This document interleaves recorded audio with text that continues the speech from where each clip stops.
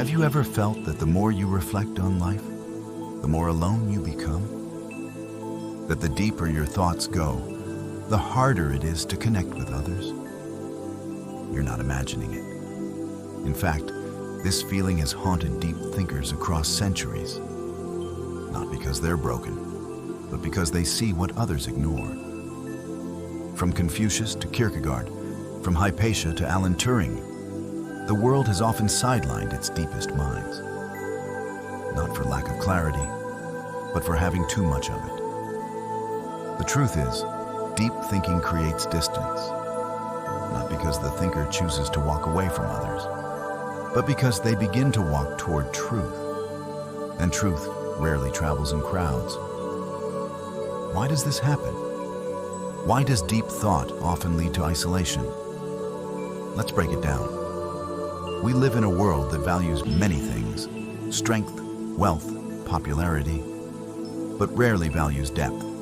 If someone is physically strong, we admire their fitness. If they're wealthy, we might envy their lifestyle.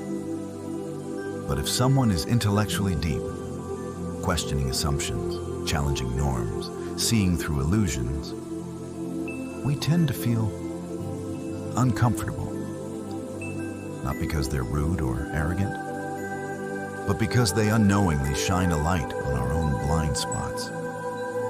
Psychologists call this cognitive dissonance, the mental discomfort we feel when new ideas challenge what we believe.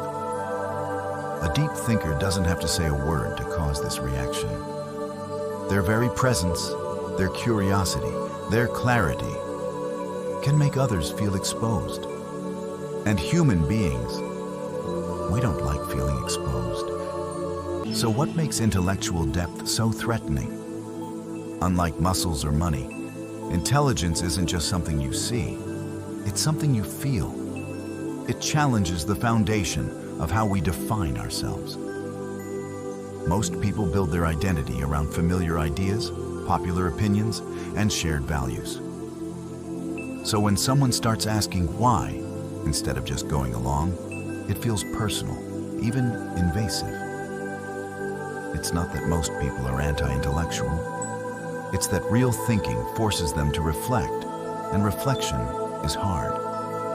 It's easier to laugh off the philosopher than to question your entire worldview. It's easier to change the topic than to consider that your beliefs may be outdated. And so, the thinker becomes the outsider. But this isn't just psychological. It's also biological. Human beings evolved to survive in groups.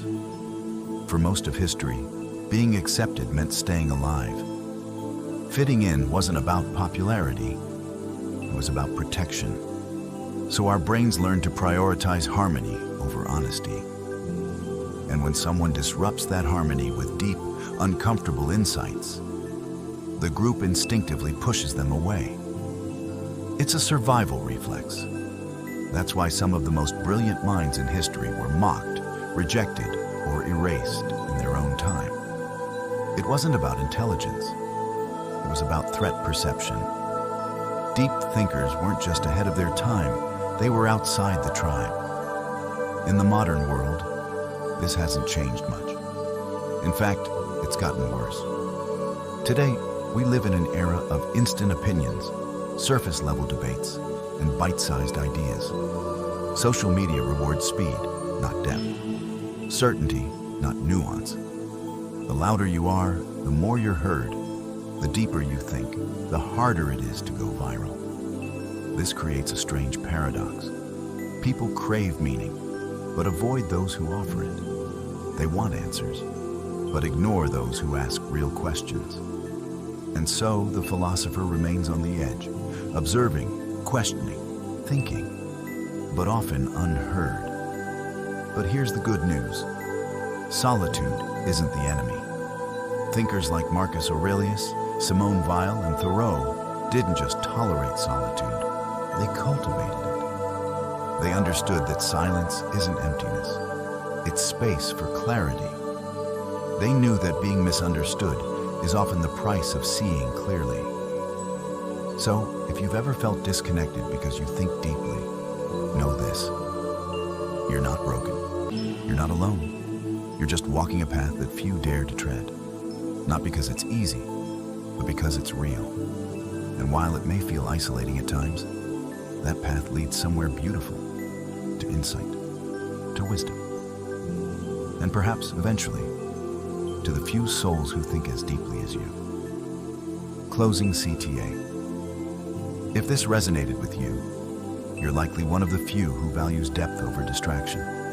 Subscribe for more philosophical content, and keep thinking deeply, even if it sets you apart. Because the world doesn't need more noise, it needs more thought.